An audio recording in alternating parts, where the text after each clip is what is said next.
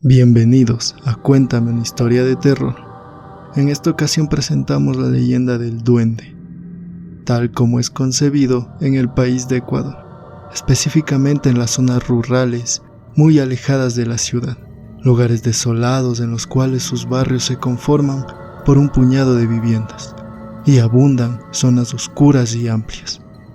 La siguiente historia está basada en un relato de uno de los habitantes de la ciudad de Quito en Ecuador, Don Camilo, como pidió que se lo llame para esta historia, originario del pueblo de Umpechico, en la región costera del Ecuador. Y ahí me encontraba, a mis 10 años, ayudando a mis padres en la finca que teníamos a las afueras de Santo Domingo de los Áchilas. En ese entonces cosechábamos papaya y plátano por la temporada. Así que los días pasaban lentos, largos, aburridos y sobre todo muy cansados. Mi padre era un hombre rudo, con un carácter muy fuerte. En su rostro jamás se dibujaba una sonrisa. Al contrario, siempre con el ceño fruncido y de muy mal humor. Nunca sentí un gran aprecio por él. En cambio, mi madre, siempre tan dulce y llena de felicidad a pesar de las dificultades con las que debía lidiar cada día. Los gritos de mi padre, su mal humor, sus constantes borracheras, en fin, diversas situaciones que ella afrontaba siempre con una sonrisa. La vida en el campo siempre me resultó muy aburrida. Nunca tuve un amigo de mi edad para jugar. Nunca asistí a la escuela porque mi padre decía que era una pérdida de tiempo. Un hombre se hace con el trabajo, con las manos llenas de ampollas, por la herramienta y no sentado en un pupitre como un vago. Eso decía constantemente. Mi madre, a pesar de ser una persona de carácter fuerte, jamás lo cuestionaba en sus decisiones, por lo cual solo estaba rodeado de personas de edad avanzada. Personas como mi padre, siempre de mal humor, en su mayoría trabajadores de la hacienda. En el poco tiempo libre que tenía, jugaba solo. Me adentraba en las altísimas plantas de plátano y árboles de naranja con la esperanza de que no me encontraran. Un hombre nunca pierde el tiempo en niñerías y juegos, repetía mi padre cuando me sorprendía usando una escoba como si fuese una espada. En fin, la vida en ese lugar era monótona y aburrida, hasta que ese día llegó. Rara vez salí para la ciudad.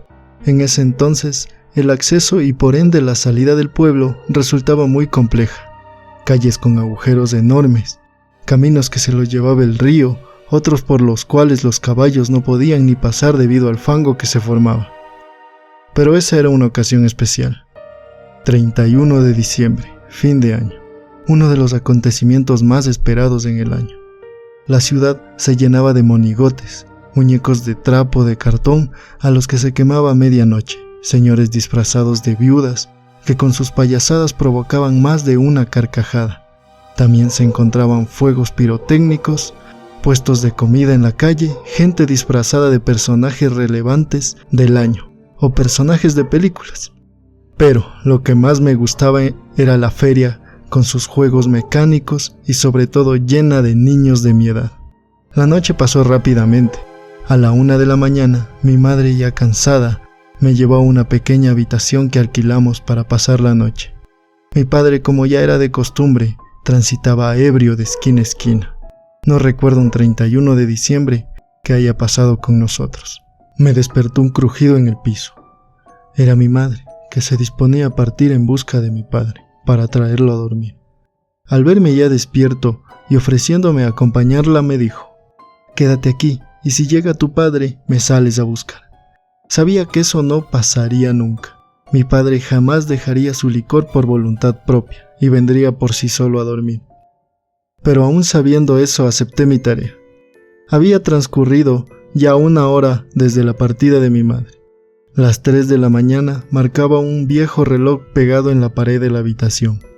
Preocupado, tomé mi camisa y salí con la intención de encontrar a mi mamá. La calle estaba muy oscura. Los árboles no permitían pasar la luz. Caminé casi por 10 minutos, hasta que algo me frenó de golpe. Al principio no reconocí de qué se trataba, solo veía una forma redonda en lo alto de un árbol. Un sentimiento de miedo recorrió mi cuerpo. Me decía a mí mismo: «Sal de ahí, corre y no vuelvas a alzar la mirada». Pero mi curiosidad pudo más que mi miedo, así que Me acerqué más y más, hasta que al fin lo divisé con claridad. Se trataba de un sombrero, como de mariachi, pero pequeño en lo alto del árbol. Emocionado por mi hallazgo, empecé a trepar el árbol. El peor error de mi vida. Llegué a la mitad del árbol donde me detuve por el cansancio y volví a fijar mi mirada en aquel sombrero. Lo noté en una posición diferente. Por un momento pensé en bajar y alejarme de ahí, pero mi impulso por llegar a él me empujaba hacia arriba. Continué trepando cada vez más alto. Nuevamente me detuve para descansar. Me sujeté de la rama como si de un caballo se tratase. Y esta vez, con temor, levanté mi mirada hacia aquel maldito sombrero. Para mi sorpresa no estaba. Rápidamente pensé que se había caído por el movimiento que ocasioné al trepar el árbol. Pero en el piso no había nada. Al instante levanté muy lentamente mi mirada hacia lo alto del árbol y me encontré con el peor temor que había sentido en mi vida.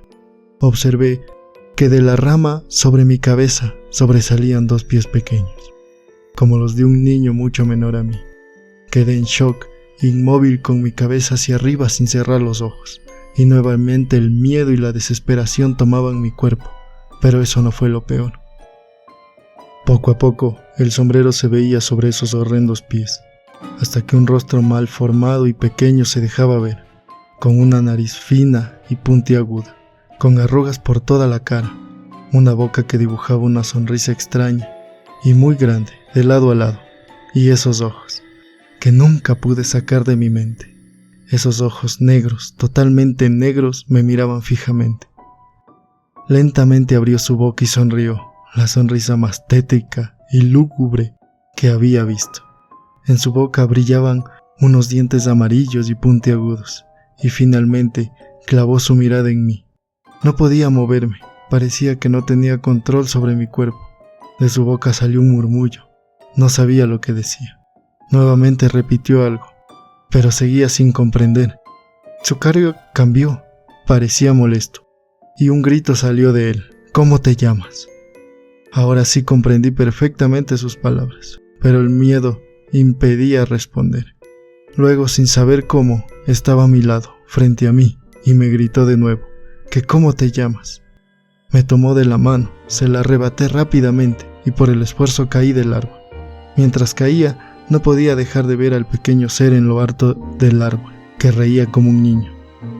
Lo siguiente que recuerdo es ver a mi madre llorando a mi lado, en la cama de la habitación. Sentía un fuerte dolor por todo el cuerpo, sobre todo en la pierna, me la había fracturado. Regresé a casa en los brazos de mi mamá, aún con miedo y aterrado. La cara de ese ser horrendo en el árbol se había implantado en mi memoria. Las primeras noches no dormía del miedo. Le conté lo sucedido a mamá, que me acompañaba hasta que yo durmiera. Ella solo respondía que ahora estábamos en casa y estaría seguro ahí. Solo había colocado en el espaldar de mi cama una cruz formada por lana de un animal que yo desconocía. Pasaron algunos días y con las palabras de mamá el miedo se fue poco a poco. 24 de enero, día de mi cumpleaños. La hacienda se llenó de personas. Mis padres me habían organizado una fiesta. Sé que papá solo lo hacía para tener una excusa para embriagarse, pero eso poco me importaba. Sabía que vendrían mis primos y que podría jugar con ellos. El día transcurrió como estaba previsto, lleno de juegos y risas. Me había olvidado de las recomendaciones del médico por la fractura, de la cual aún me reponía. Finalmente, ya por la noche, luego de la partida de todos, la casa quedó nuevamente en silencio. Caminé a mi cuarto emocionado para abrir mis regalos. Uno a uno fui revelándolos, hasta que uno de ellos me llamó la atención. Se trataba de un objeto envuelto en una tela negra muy sucia y vieja. La abrí sin preguntarme quién me lo habría dado. Se trataba de una bolsa llena de canicas de vidrio que me parecían extrañamente llamativas. Desde ese día se convirtieron en mi único pasatiempo. No comía, no dormía, estaba obsesionado con ellas. Muchas veces mi padre las arrojó al río, pero aparecían a mi lado en la mañana, como si alguien las recuperara para mí. Mi padre no creía la historia de que aparecían por sí solas a mi lado. Él pensaba que era mamá quien compraba nuevas y me las entregaba, y por un momento hasta yo pensé lo mismo. Ese fue tema de muchas discusiones entre ellos. me convertí en un niño mucho más introvertido de lo que era. Adelgacé muchísimo. Un gran número de doctores llegaron. Mi repisa se llenó de medicamentos. Pero lo extraño es que no me sentía enfermo. Se me prohibió jugar con las canicas, pero estaba tan atraído hacia ellas que un día las tomé de mi almohada y me escabullí hacia las plantas de plátano. Me quedé jugando ahí por horas, solo, completamente solo.